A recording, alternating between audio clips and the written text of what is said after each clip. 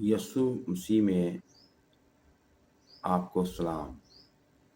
मेरे अज़ीज़ों, हम गौर कर रहे हैं कि हमारे जो तल्लुकात हैं खुदा के साथ, अज़ीज़ रिश्तेदारों के साथ, उनको बहाल रखने के लिए, उनको कायम रखने के लिए हमें क्या करना है।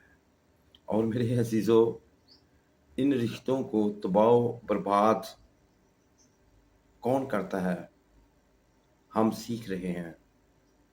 पिछले टॉपिक में हमने सीखा है कि ऐबजोई ना करें। आज हम सीखेंगे अपने अल्फाज की खबरदारी करें। जो हम अल्फाज अपने मुंह से निकालते हैं उनको बड़ा सोच समझ के बोलें।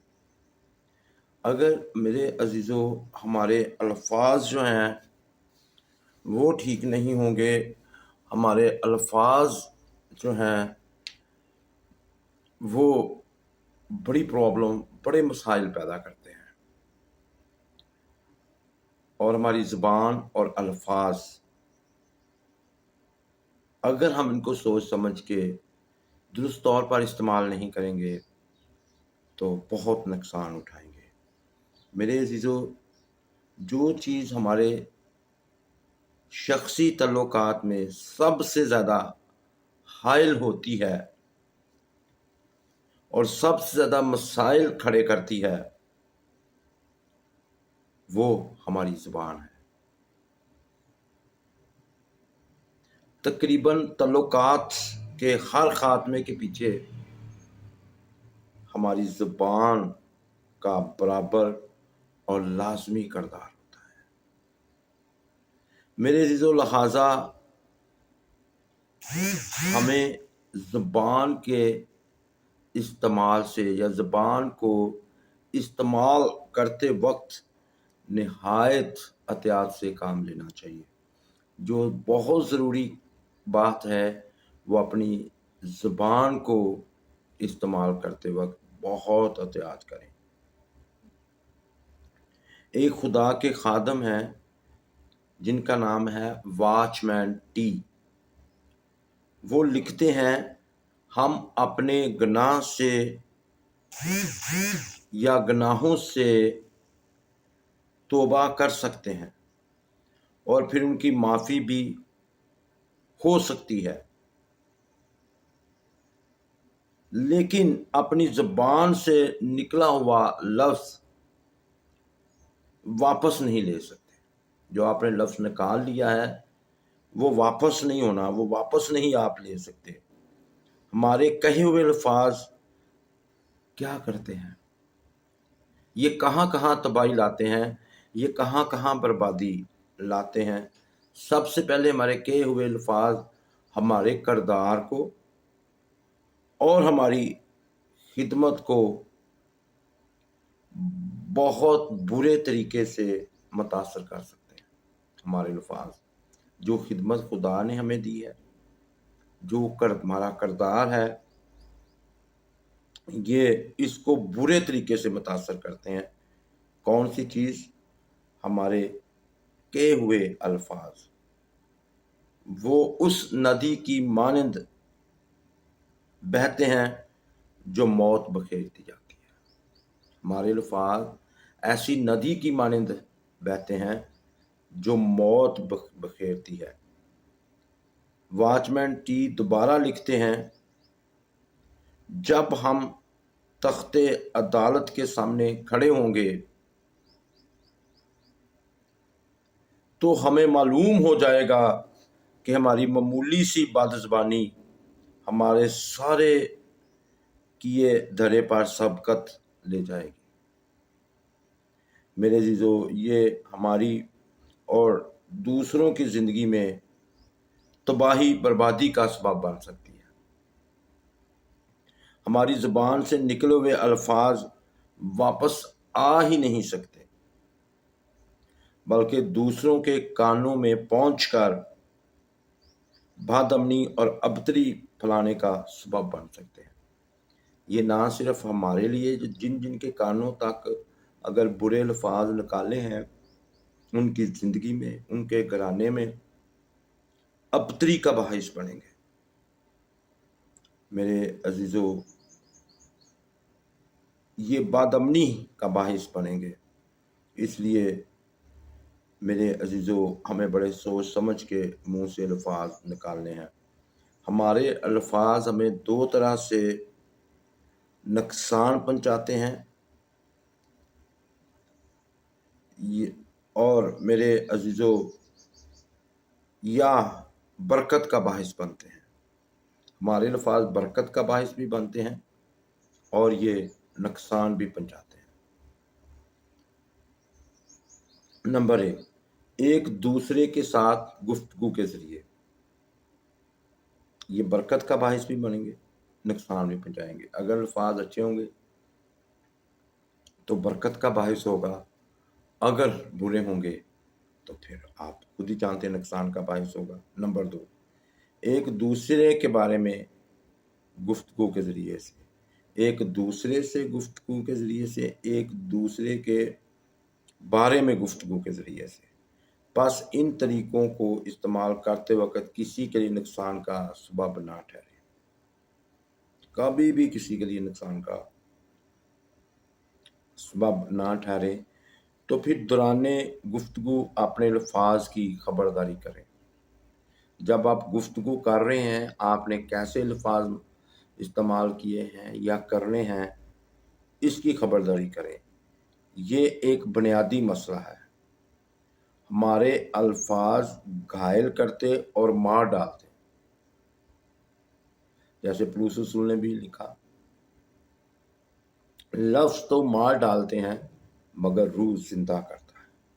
یہ گھائل کرتے ہیں، یہ مار ڈالتے ہیں۔ ہم اپنے شریکہ کار، اپنے زیر قیادت افراد، اپنے قائدین اور اپنے خاندان کو ایسی ایسی باتیں کہہ جاتے ہیں جو ہرگز روا نہیں ہوتی۔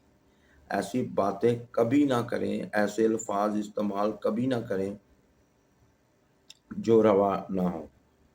ہماری بیجا تنقید، ناشائستہ مذاق اور غلط لہجہ دوسروں کے لیے بہت بڑے نقصان کا باعث بن سکتے ہیں۔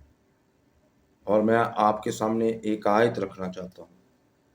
اگر آپ کلسیوں 4 باب اور اس کی 6 آیت کا مطالعہ کریں، کلسیوں 4 باب کی 6 آیت میں لکھا ہے، تمہارا کلام، کیسے زبان کو استعمال کرنا ہے، تمہارا کلام ہمیشہ ایسا پرفضل اور نمکین ہو کہ تمہیں ہر شخص کو مناسب جواب دینا آ جائے۔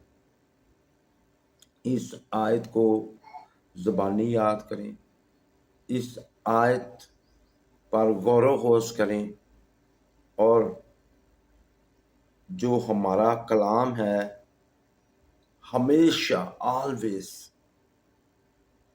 دن رات ہر قسم کے برے حالات میں ایسا پرفضل اور نمکین ہو کہ تمہیں ہر شخص کو مناسب جواب دینا آ جائے۔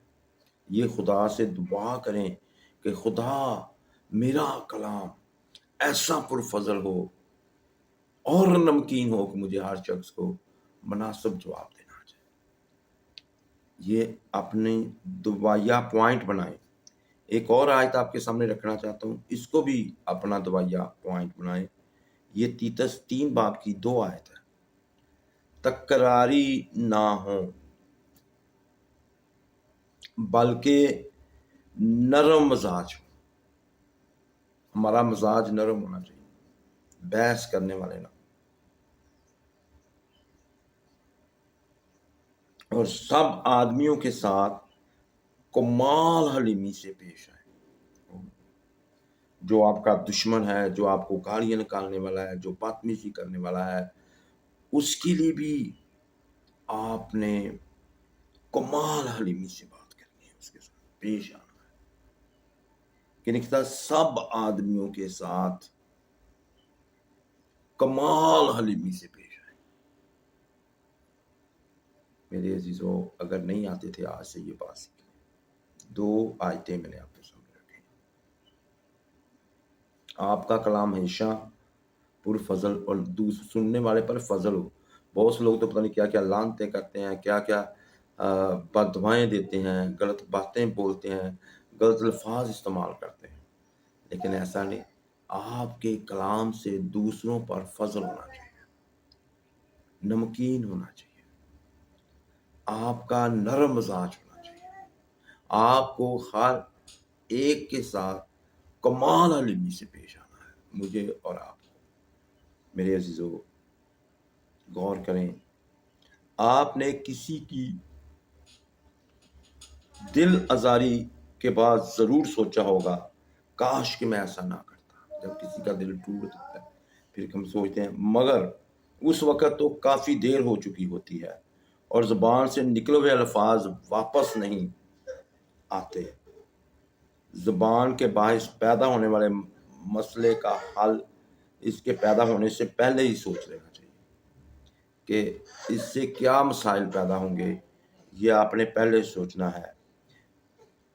بہت سے لوگ کہتے ہیں پرہیز علاج سے بہتر ہے، اس لیے آپ کو اپنی زبان کے زوراور ہونے کا اندازہ پہلے ہی کر لینا چاہیے کہ میری زبان کیسی ہے۔ آئیں ہم دعا کریں۔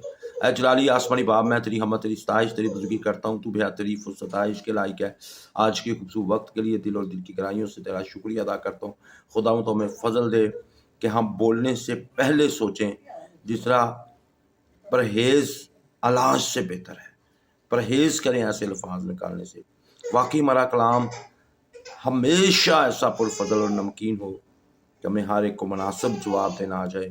میں تیری منت کرتا ہوں اے جلالی آسمانی باپ، تو ہماری مدد کر، ہم تکراری نہ ہوں بلکہ نرم مزاج بنے، اور سب کو ہمیں یسوع کے نام سے اے آسمانی باپ میں تیری منت کرتا ہوں، کمال علمی سے سب کے ساتھ پیش آنے کا فضل دے۔ جو یہ کلام سن رہے ہیں، جنہوں نے یہ باتیں سنی ہیں، وہ اسی طرح اس پر عمل کر سکیں۔ مجھے اور میرے گھرانے کو، کلیسیا کے ایک فرد کو، اور سب سننے والوں کو یہی بلیسنگ ملے۔ یسوع کے اعلیٰ، عظیم اور ببرکت نام سے، آمین۔